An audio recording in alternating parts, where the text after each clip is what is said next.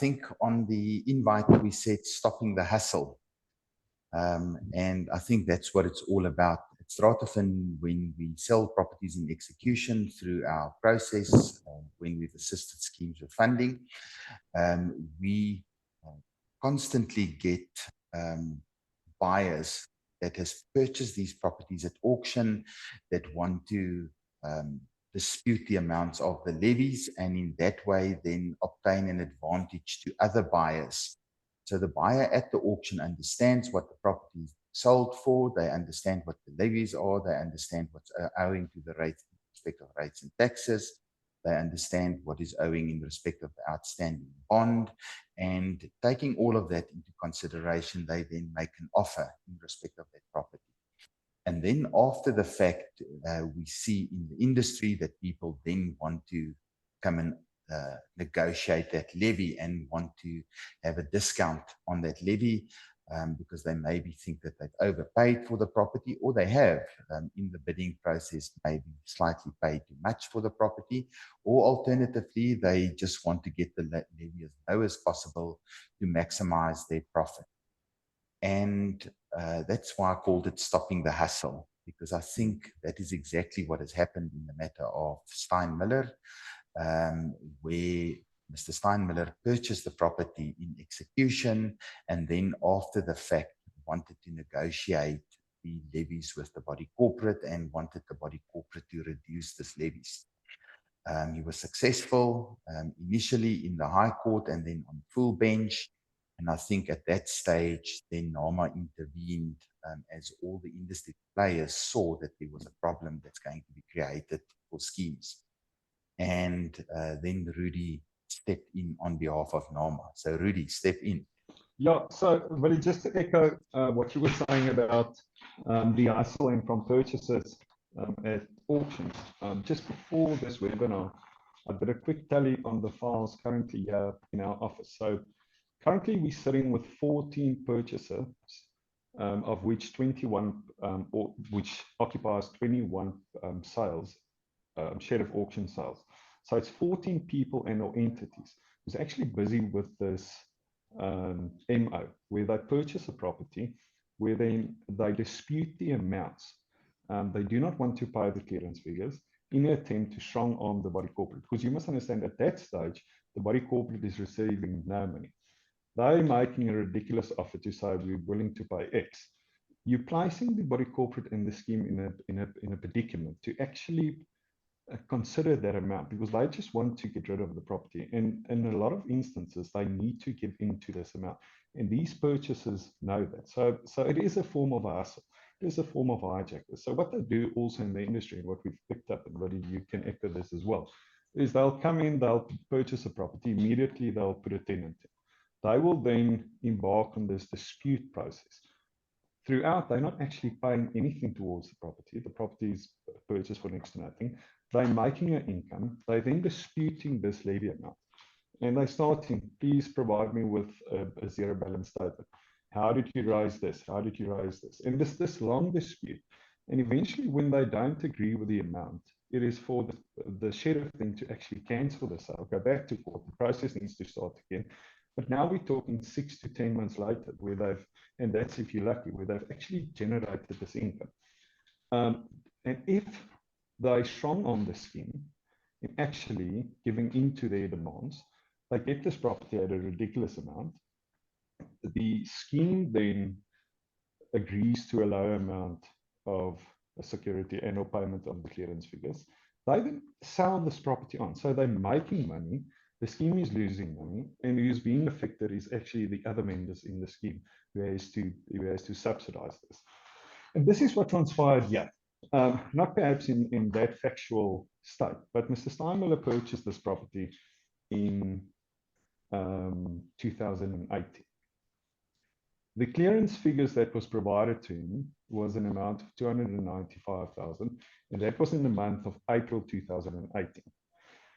He was not satisfied with that amount. He disputed the amount, and he launched an application also in the year 2018 on October. The first judgment that came out was in September of 2019. And what the judge there then did they took the clearance figures of 295,000 and they deducted a certain amount of roughly 45,000. Now, the issue that we had with that initial judgment was Mr. Steinmuller argued, and this was our issue with this matter. Mr. Steinmuller argued that the body corporate has obtained judgment in the amount of roughly 43,000. Now, that judgment should not attach to the property, but should actually attach to the owner, because you've got a judgment against the owner, so you need to execute against the owner and it doesn't attach to the property. But the issue with that statement, for one, judicial novation does not take place. But what the court seems to forget in that judgment is that levy is an ongoing payment. It's a month-to-month payment, and it's not static. When we produce a clearance certificate like in this matter, that was for April 2018. The first judgment was September of 2019, and the court looked at that amount in isolation. So even if we would have accepted that the amount of 295,000, that wouldn't have been able to satisfy the embargo provision as at September 2019 when this judgment was given. Nonetheless, there was an appeal, and the appeal judgment of the full bench came out in 2021 September. Again, the two judges who favored Mr. Steinmuller here also looked at this amount in isolation, as if the 295,000 is the only amount due. There is no ongoing amount. That court also accepted Mr. Steinmuller's version of judicial novation. So I just want to quickly stop here, and this is a debate, and I think this is the offending part of the most offending part of the judgment, which we debated and why we had to intervene inter alia, was what the court in essence said, and I've said this before, but I just want to rehash it so that the industry can understand what the effect was, is that as soon as one has judgment against an owner for outstanding levies, that judgment then novated to the owner. Previously, the cause of action is outstanding levies. It is a debt attached to a property.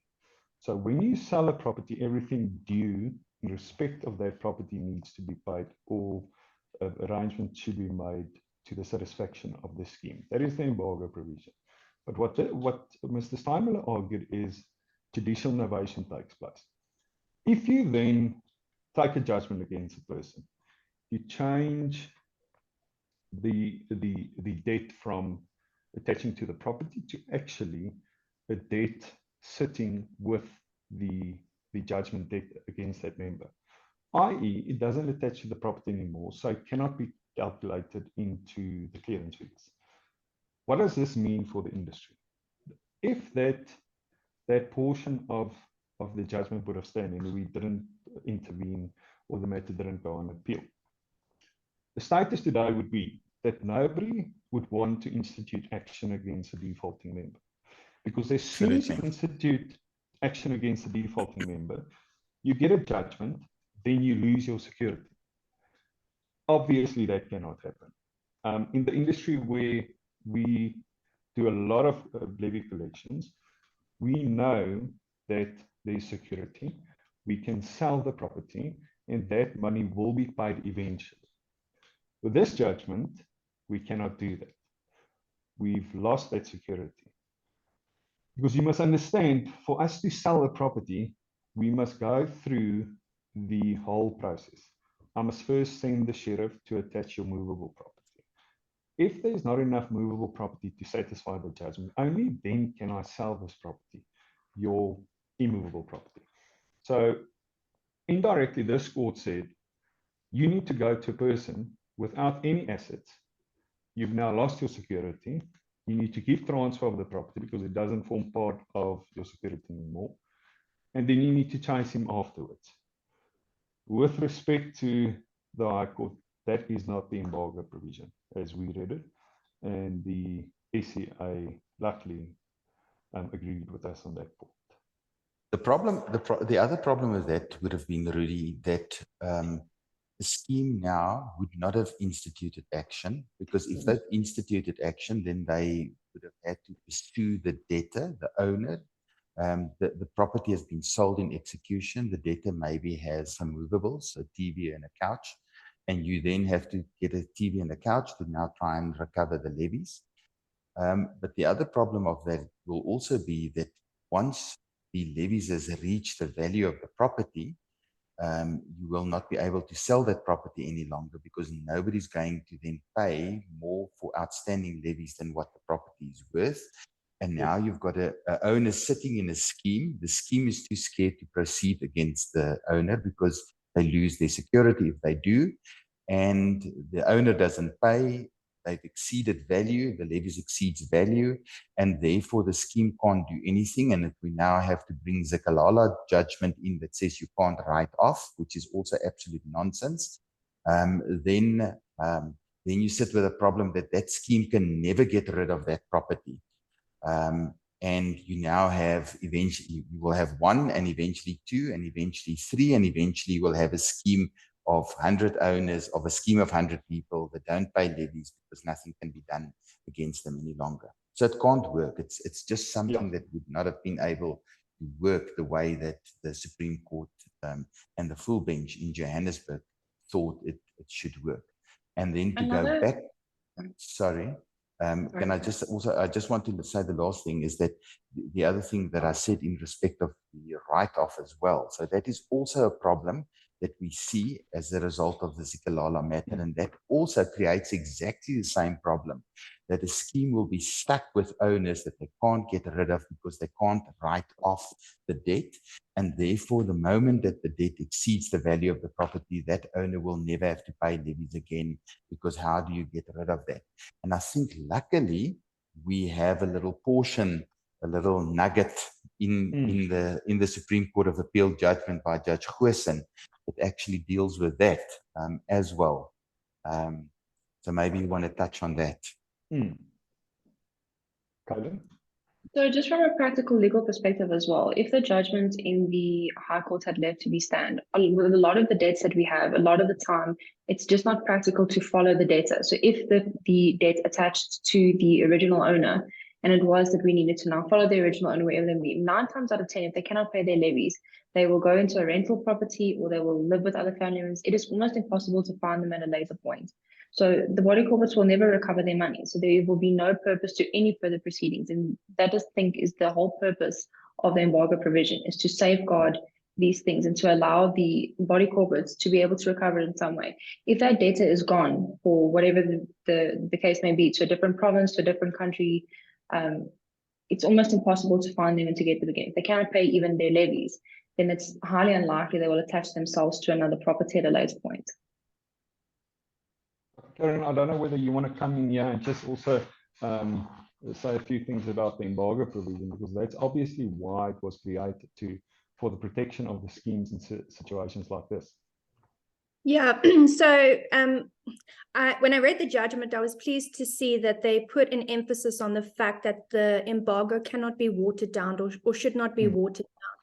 The collection fees, legal fees, interest, etc., is so closely connected from a legal perspective to the collection of levies by the body corporate. That's the body corporate's function.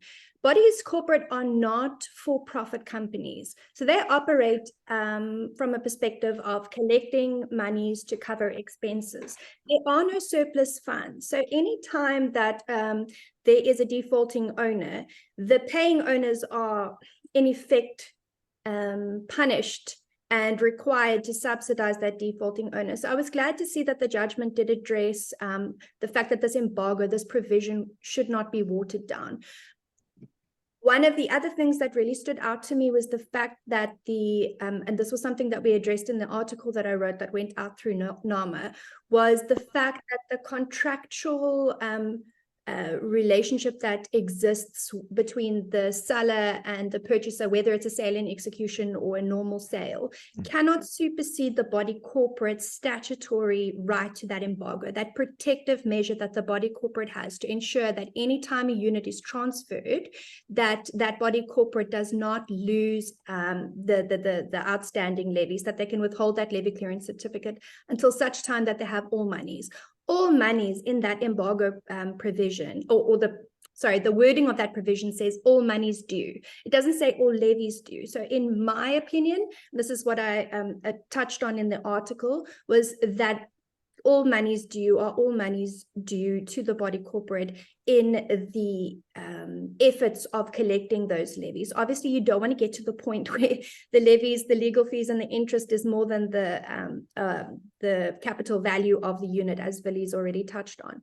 But I was glad to see that the Supreme Court of Appeal judges understood that principle. I understand that you and Willie in the court in March brought to the attention the sheriff's role in that agreement between the purchaser and the sale and execution process. So that's a legal process that I'm not familiar with. I don't do litigation, so I think that was a genius stroke to connect the dots there. But the point that was made in the article was very much this statutory embargo right that the body corporate has to protect and act in the best interests of the paying levy owners is there to protect the body corporate's financial position. And any time you let an owner leave without paying those full amounts due, you are asking the paying owners, who are the owners that are not doing wrong by the body corporate, to subsidize that owner. So I love the fact that the court did emphasize those points. That was very well interpreted by the court. So I was happy to see that. And I think that that's thanks to you, Rudi and Willie, for making the point very clear. And I understand that you went on and on about the point of the relationship, of the contractual relationship between the sheriff and the purchaser versus that statutory right that the body corporate has. So I think you really hit that point home. And I think that in the end was what turned the judge's mind around. So that was great. So the only problem with that is, and Nigel Capidu on sectional title living has shown that, and he was saying to me, answer me, and I said, I see your question, but I'm not answering, I'm doing it on purpose. I'm not answering you on purpose because there is a problem, and that is prescribed management rule 25. So we all know that you can't go and put stuff onto accounts unless it's a tax fee or it's an agreed amount, or it is the levy amount and so forth. And the problem that we do see that happens in the industry is that the attorney and client cost, and we don't want to go into Rudi and them's cost at the moment, so we're not going to go there. But the point is that... Thank you for that, Willie. No, you guys need to be paid. So the point is that that those costs, if they are put onto the amount that is required in respect of the clearance certificate, and the purchaser now agrees to that, then the only remedy to actually now go and dispute that amount is for the sheriff to dispute the amount. It is not the owner or the purchaser that can dispute it. The owner, who actually was the original owner, that person can dispute that amount. He can say, well, that is not what I owed, and therefore the property sold for 300,000. I only owed 200,000. And if the bond is paid and the body corporate is paid, the balance of the money must come back to me. So that owner has a right to dispute that. And then the sheriff, because the sheriff steps in the shoes of that owner, the sheriff can then also do so. But that purchaser that buys from the sheriff, that person does not have the right, because he contractually agreed to pay whatever is outstanding, and what the sheriff announces at the auction. So we do see, from a practical point of view, we do see, and I think Rudi can say the same, because they do a lot of work on our behalf as well, and tell you that even in our sales where they were involved, you do see that the sheriff sometimes don't put the clearance amounts into the sale and execution documents. So then it becomes a tricky issue. How do you deal with that? So that's something that we need to deal with, and we need to deal with the Sheriff's Board and make sure that when those contracts are filled out, that it does say this is the amount, and that the purchaser actually signs for it, and he knows that that is the amount that's in there. So Nigel Capidio is right in that sense, that you can put amounts on there now that is not due, owing, and payable, and then that purchaser now becomes liable for that. So now there's a hustle to the other side. The body corporate wants to put as much money on the account. But there are legal remedies to actually make sure that that amount is correctly determined. And one needs to follow those legal remedies. And that is my thinking regarding that, because there is the other side of it as well, people that are not playing fairly and not doing what they're supposed to do. So I think that is a point that Nigel validly makes regarding this judgment. Yeah, look, Willie, from my perspective, and I hear both sides of the argument, especially when one considers 25. But when one considers the Barnard matter, and also how the judge person emphasized the legal cost and the interest in this matter. Now, what they say, if one owner fails to meet their obligation, the burden fell on others, hence the need for effective remedy. So, and I've seen throughout the judgment, and especially in Barnard and in this one, our courts do not want to burden members who actually pays their monthly levy with additional costs. So when one considers the embargo provisions, all amounts due to the body corporate. Now the question is, and I saw the question as well, what is due? Does it imply lawfully raised? When one considers lawfully raised, was there agreement to attorney-client fees, or should it be taxed? But now the flip side is, if we look at the spirit of the judgment, if we look at the spirit of the embargo provision, obviously we do not want to pay, or we do not want to place the obligation upon paying members to subsidize to an extent the non-paying members. So when you sell the property, and when we consider this for purposes of this discussion, the embargo provision, all amounts due, the body corporate incurred that cost. Why should the additional paying members, the compliant members, still substitute that person? That is my argument. And obviously, I will argue that because it favors me and it favors my business. But we cannot just accept, for instance, where a body corporate incurs cost, that the paying members should still be prejudiced by the non-paying members. So it is an interesting debate. And we've seen recently through our cases where we've managed to convince judges to allow these attorney-client scale costs going through, where they accept this, because there's cases to this effect where they say we accept it. There is a resolution, we accept that, albeit that owner did not consent to it as the act requires. Because if one looks at, and again, the spirit of this, the paying members and the members who act in accordance with the law and pay their monthly levies, why should they be prejudiced by non-paying members? So there's my 2 cents on what is actually due. You're absolutely right.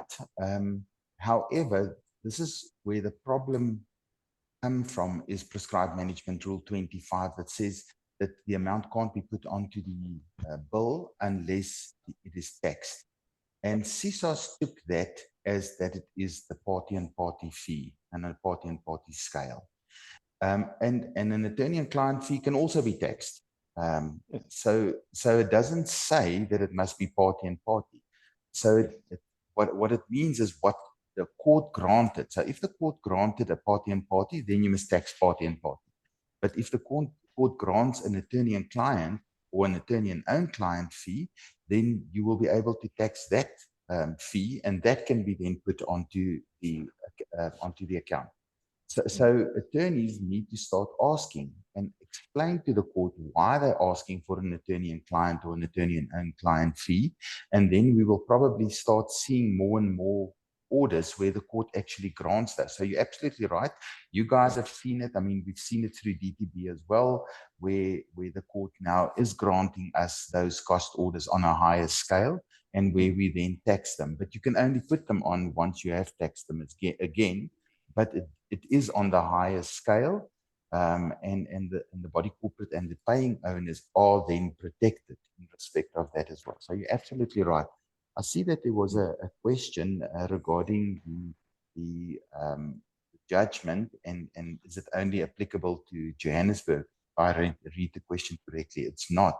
It's a Supreme Court of Appeal judgment, so this is now applicable to all courts in South Africa in terms of the way that precedents work in South Africa. So not only in Johannesburg, but all courts, Western Cape, Eastern Cape, Natal, all over, this will have to be applied all over by the Supreme Court and CISOS as well. So yeah, Karen, I've touched on the Zikalala matter, and I think the court also touched on it in respect of the Giove Villa matter.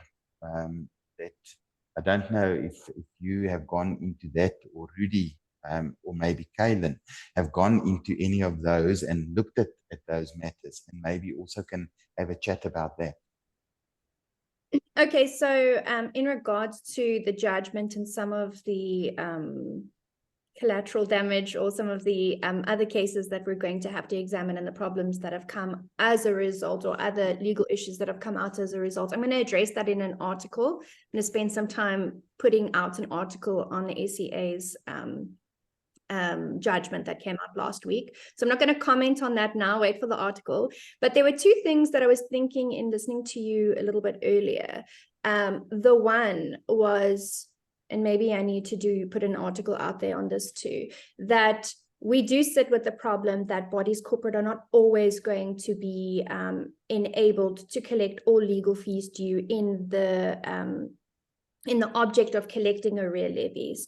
So I think that there is, because we sit with this problem where bodies corporate are not always going to get all the money back, that there should be a call out to industry that bodies corporate must put as a line item in their budget, legal fees. It should just be something that they always have the money to cover any legal fees that might come out, whether it's in regard to outstanding levies or illegal extensions or whatever the case may be, rule infringements or whatever the case may be. I think that is one of the things that have come. I'm thinking from a sectional title academic point of view, and also from now a practical point of view, that's something really important. That there's lots of managing agents and trustees on this webinar, that maybe going forward, one of the things we learn is it worked out in this case, but there are other cases for the collection of arrear levies where bodies corporate find themselves having the paying owners subsidize these non-paying owners because they don't have any savings for legal fees. So that was the one thing I thought. The other thing, which I need to apply my mind to more, but it's the PMR 25 issue of consenting to these legal fees. And it'd be interesting. I don't really know too much on how legally this could work, but wouldn't it be interesting if when owners become members of the body corporate, there's some kind of way in which all members can consent to any legal fees that they might pay? I don't know, some kind of contract that the body corporate enters into. You're hitting the nail on the head.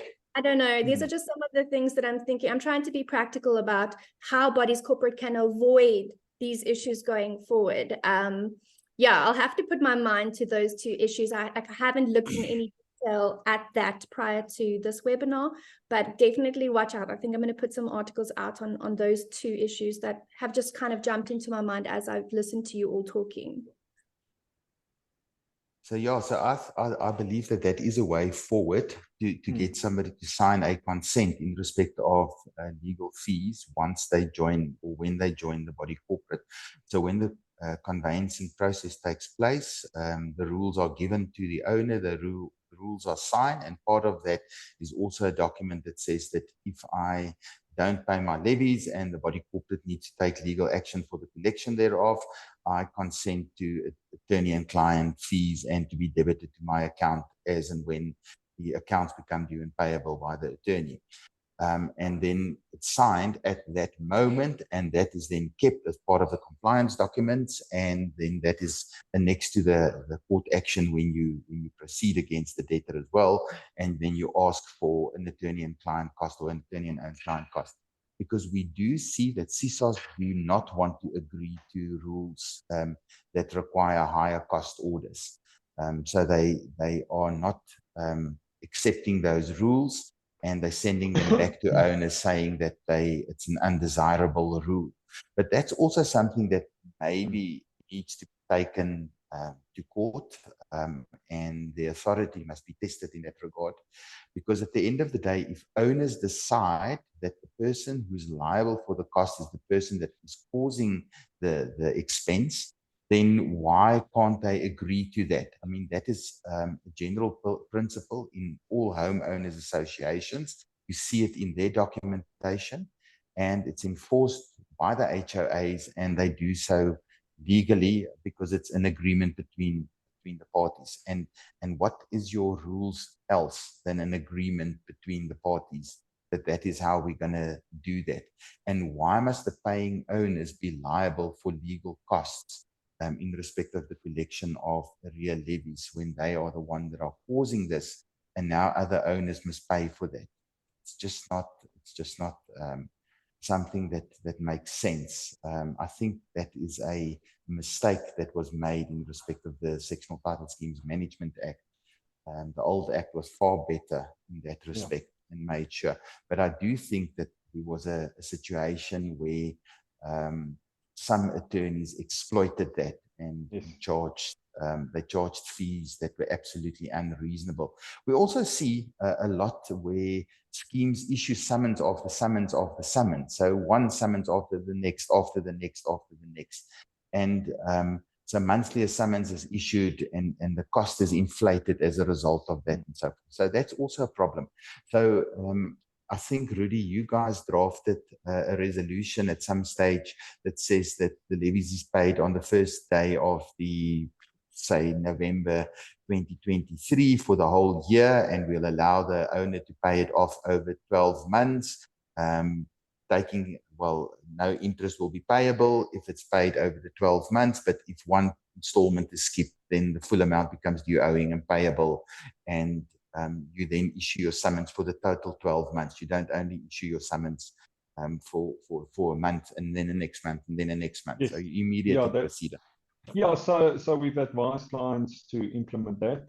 That has been implemented. We've been successful in obtaining a judgment like that. And that's also to an attempt to safeguard against issuing multiple summonses and running up unnecessary legal costs. Because when you consider the budget, it's a budget for a year.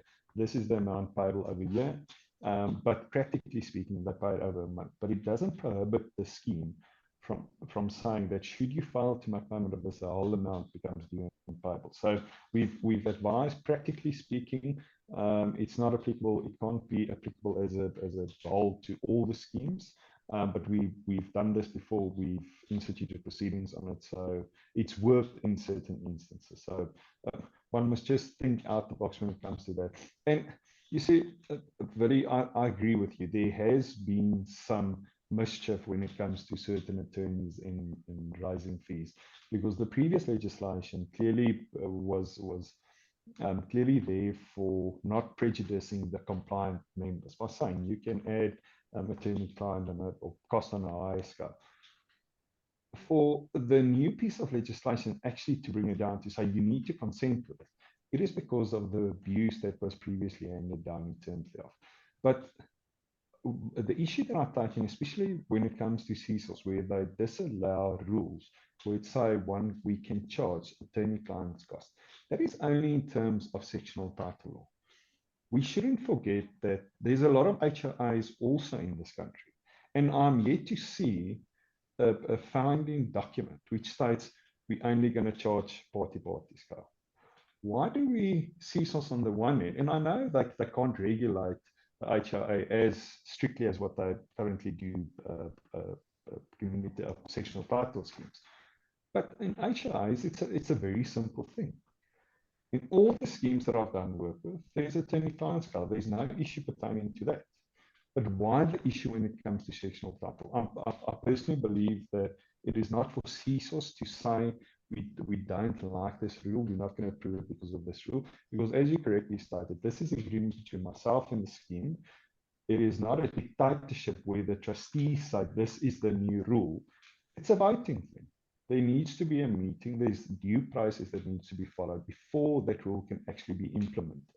And then for CSOS to say, well, we actually don't like your consensus in how you want to regulate yourself. I think it's a bit of an overstep. But I'm yet to receive instructions to take such a matter to the High Court. But there are creative ways around that in drafting rules as well. So, yeah. Also, one of the things, Rudi, that I just want to add that you say previously attorneys were naughty in the collection process, but I think also remember the Sectional Title Scheme Management Act came into operation at the same time that the Community Schemes Umbud Service Act came into operation, and what happened?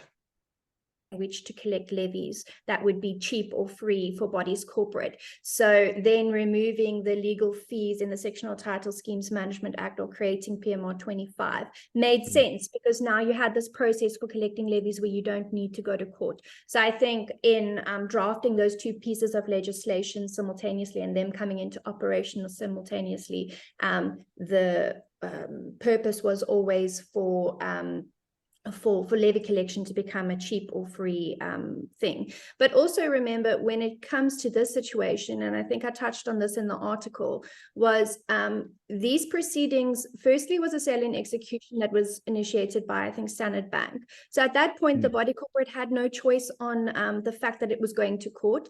And secondly, the proceedings were initiated before the CSOS came into operation. So they didn't have that forum as a choice. And thirdly, the provision that deals with going to CSOS for levy clearance says may. It doesn't say must. So that leaves the opportunity for going to court or going to the CSOS for levy clearance. So there's three different reasons why this situation was in court and not at the CSOS. So we have to remember that historically, there were differences in terms of what the legislation used to say and what it says now and why it has changed. And I think one of the reasons why would be because you said the attorneys were being naughty, but also because the CSOS became an option. And for that reason, they wanted to make the collection of legal fees less important to bodies corporate, because it wasn't necessary anymore ultimately. So I want to differ because I saw you waiting for your guest. yeah, CSOS get hot under the collar. So a CSOS order is equivalent to a default judgment. Yeah. It is step one in the collections process. It is the cheapest step in the collections process. That's all you have saved. And you actually haven't saved it. You're paying monthly for it in advance. Even if you're not going to be in arrears ever in your life, you're paying for it. So to say that it's for free as well is absolute nonsense. You've paid for it. It is paid for. And you've done step one. The most expensive step in respect of a sale in execution is the sale itself, because you have to advertise it in the government gazette, you have to advertise it in a newspaper in the area where the property is situated, you have to attach the property, it has to go to the deeds office, there's an attachment noted in the deeds office, and so forth and so forth. So the cost of that is approximately 60% is situated in that last step. And all you've done is you've done step number one, and then you say, okay, but we've now saved schemes all of this. You've saved schemes nothing. You've created a different mechanism to get a default judgment, and now you still have to go through the attachment of movables. So issuing of a writ, attachment of movables, sale in execution of movables, then apply in terms of section 66 in the magistrate's court, and then you're never going to get that order in any event for the right to sell that property in execution. or then go to the High Court in terms of 46 and ask for the High Court to intervene and then grant an order for to declare the property executable, and then only can you go ahead and attach the property and sell that property in execution. So all of that last step is what is actually costing the money in respect of a collection. So to cut that out and place that on the compliant owners, because you've done step number 1 now for free, it doesn't make sense to me. And Rudi can agree. I mean, or we disagree if he wants to, but he knows exactly that I'm right. I mean, that is how it is. The thing is, Willie, and I totally agree with you. Getting the judgment is actually the easy part, and that's what we've seen in the industry. Like the Afrikaans men will say, enige Jan Robbins en Maatjie can obtain a judgment. So running that through an attorney or running that through CSOs, that is step 1, and that is the inexpensive part of the matter. The technical side of the matter and the more expensive part of the matter comes afterwards, because we've also seen in the industry that there's a lot of attorneys who will take on these matters, who will be able to obtain judgment. But what then? We go to section 65, we go to section 66, and then 3, 4, 5 years later, we need to take over that file to see, okay, it's because of this, it's because of lack of experience, it's because they don't understand the industry and they don't understand this field of law. And it's difficult because, yes, it seems like easy claims. It's a levy, let's do this, let's do that. But it's actually a very difficult part. You need to understand what you're doing. And that's where the expense comes from at the end. But also, you'll start seeing the results at the end. So yeah, to say that CSOS is the free mechanism, yes, a small portion thereof of my fee will then be lost, so to say, but you're still going to have to employ a attorney to run with this matter and to actually proceed with this matter till finality. I see that there's one of the members is saying that they disagree with us that you can forward charge the levies. You're actually not forward charging the levies. A budget is for a year. It's for the next financial year, and the trustees, in terms of the prescribed management rules, have the authority to determine how it should be paid. So it's not forward charging. It is in actual fact, it's the levies for the year. You can actually, the Act says you can, or the rule says you can discount where it is paid forward to the maximum of 10%. Yeah. I also wondered, always wondered where that right comes from to write off 10%. If there isn't a right to write off. I'm not going to start with that debate today. No, definitely able. I mean, you guys have obtained judgments like that. You have in Stratafin and purchased debt like that, and we've obtained judgments like that. So no problem at all. If that's the resolution, it's the resolution. Yeah, to the member, it's not being creative or thinking outside the box. It's literally understanding the law that's been provided and using it. The Act says that is what one can do. This is the decision that a trustee might take. And if they deem it appropriate to take such a decision, we act upon it. As simple as that. So it's nothing creative or something that we sat around the table, got a SC to draft an opinion, and then this creative way of doing law. It's there. It's in the piece of legislation. Willie, I see we're running slightly out of time. I just quickly want to also touch on 2 more points from NAMA's perspective, why we intervene on what basis. So, as I explained previously in the introduction, with the court allowing Mr. Steinmuller to put forward a security in the amount of 250,000 rand, that portion, but for the judicial novation, which we've discussed earlier, that was also a offending part of the judgment, which we totally disagree with, and which NAMA and the industry identified, and we couldn't live with this in this instance where a court is permitted to actually give an amount for security. Now, if I can take you back to the judgment, the court stated, again, when the matter was started in 2018, the full bench in 2021 gave a judgment to say Mr. Steinmuller can give up security in the amount of 250,000, without actually considering that levies will become, the levy amount will increase from the levy statement date being April 2018, 3 years onwards.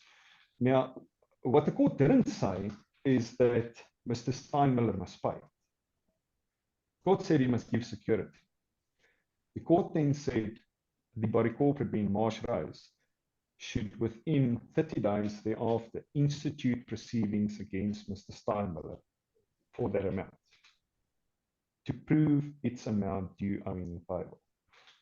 Now, the offensive part there, what we said is, on what basis will be able to claim that amount from Mr. Steinmuller? As we know, Mr. Steinmuller is not a member of the body corporate. We know that members are liable for payment of the levies. The simple defense would be, well, I'm not a member, on what basis do you claim this? The conditions of sale, as Karen just highlighted, doesn't create a contract between Steinmuller and the body corporate. It is a contract where Mr. Steinmuller purchases property, and in order to take transfer, he needs to perform certain functions. Now, to say we need to institute proceedings against Mr. Steinmuller, we didn't take that lightly, because the body corporate, technically speaking, cannot institute proceedings there. But the issue that we further had with the security is, what if the body corporate formulates a claim, which I don't know how they're going to formulate this claim, and they're able to prove 300,000 or 255,000? What happens with the 5,000? There is no additional security provided for that. It then flies in the face of the embargo provision, which clearly states all amounts due to the body corporate or to the satisfaction of the body corporate. That does not satisfy the body corporate. That does not say all amounts due or paid. So that was also an issue that we took with the judgment which we took on appeal, and the basis, one of the bases of our intervention application. And also the conditions of sale, which when we saw the matter, it is something that was overlooked by the parties, where we actually saw that there's nowhere referred to in the papers that Mr. Steinmuller agreed to make payment of that amount. When we realized that, that was also one of the bases upon which we intervened in this matter, where we said, Mr. Steinmuller on the one hand says, I will pay all amounts due to the body corporate just to get the sale, but to dispute it at a later stage and say, I'm not going to pay. So we just reiterated that. And on most of our points, and I've seen it in the judgment, the judges agreed with us. So this was a very, very good judgment for the industry. And the legal principle that was created there, and I think everybody's asking, but what's changed for the industry? Now, the changing factor is that a purchaser of a property at auction, a sheriff auction, can no longer dispute this amount with the body corporate. So that is fantastic news for the industry. It doesn't say that the amount cannot be disputed, but that person cannot stand up and say, I'm not going to pay this amount and create this dispute, because that was the abuse that we saw in this matter. It is today, 5 years later, since this matter started. I do not want to know what the current levy clearance certificate is on this matter. So it's ridiculous. So that created this abuse for the scheme. And as we speak, the member of the scheme has today not paid the levies. Surely Mr. Steinmuller hasn't paid anything to the body corporate's account. So the people suffering here was the members of Marsh Rose Body Corporate, which clearly should have been the case. And now they're going to tax that bill, which is the High Court, full bench, and appeal bill. That's going to be taxed, and that's going to be put onto the bill, and they should enforce the contract, and they should say, Mr. Steinmuller, you signed for it, now you pay for it. And there's the additional cost now on there, and if you don't, then obviously they can then proceed against them in respect of that contract that is signed with the body corporate, with the sheriff. So yeah, it was a costly exercise. But I think that from a scheme's point of view, we very happy now that we know that a scheme can enforce the embargo and make sure that it gets all its money so that the members get protected. Because at the end of the day, if the scheme does not get its money, then the other members will have to contribute, and it comes out of their pockets, and they're compliant. So why must they pay for stuff that they've already actually paid for? So it's an awesome judgment. I've noted saying the current amount owing is 1.2 million. I assume that's referring to this unit. Sure. You see, in this instance, it's a total abuse of process, because I'm not entirely sure if this unit is worth it. It's not worth it. It's definitely not worth it. I was there. I went to go and look at it when I had to start. Yeah. I remember when you and I consulted with them in the beginning. Yeah. So definitely it's not. It's definitely not. So at least there's some light at the end of the tunnel. I think the opportunistic purchasers will think twice before purchasing properties like this, and just willfully dispute these amounts because they can. And there's some light on this, and it's a fantastic day. It was a fantastic day for the industry, and just again the protection that is afforded in terms of the embargo provision was enforced. So a very good day in sectional title law. Right. Is there any questions there that we haven't actually touched on? Touched on most of the questions that was asked. It's just a long one.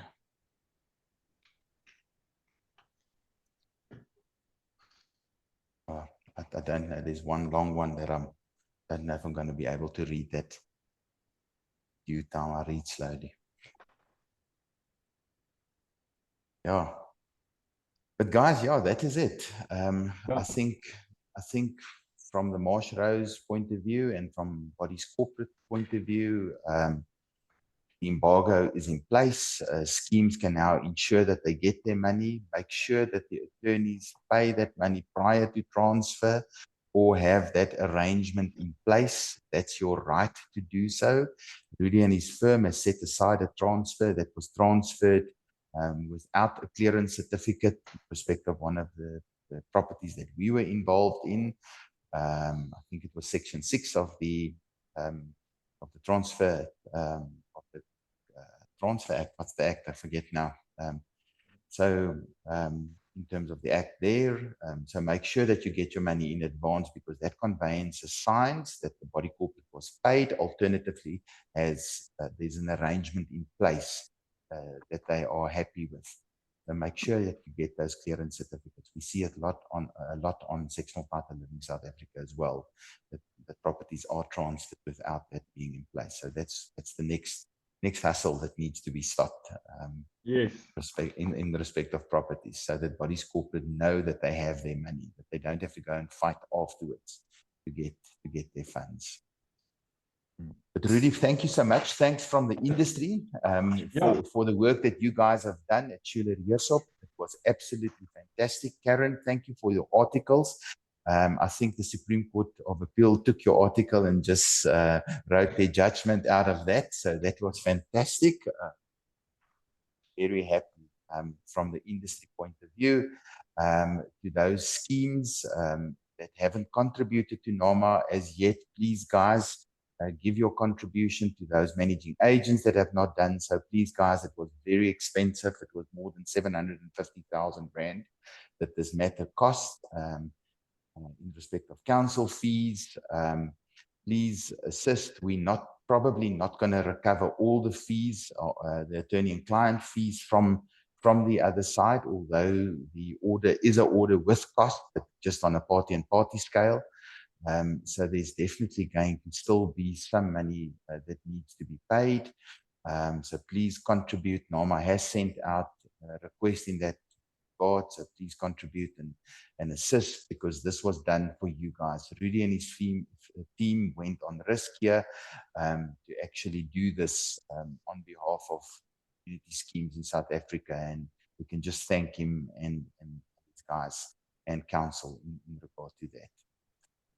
And thank Norma for that as well. Yeah, and from my side, Willie, I also need to say a special thank you to Stratafin as well for contributing towards this matter, funds and your time and your effort in this matter, Willie. So I want to say thank you to you as well in your personal capacity in Stratafin.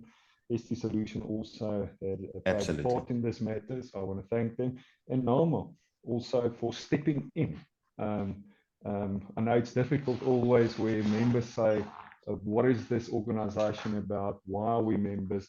We are members because of this. Where there's an issue in the industry, they stepped in, and I want to thank Norma for also recognizing the issues at hand and attempting to remedy it. And for all schemes that has contributed to that, thank you for them.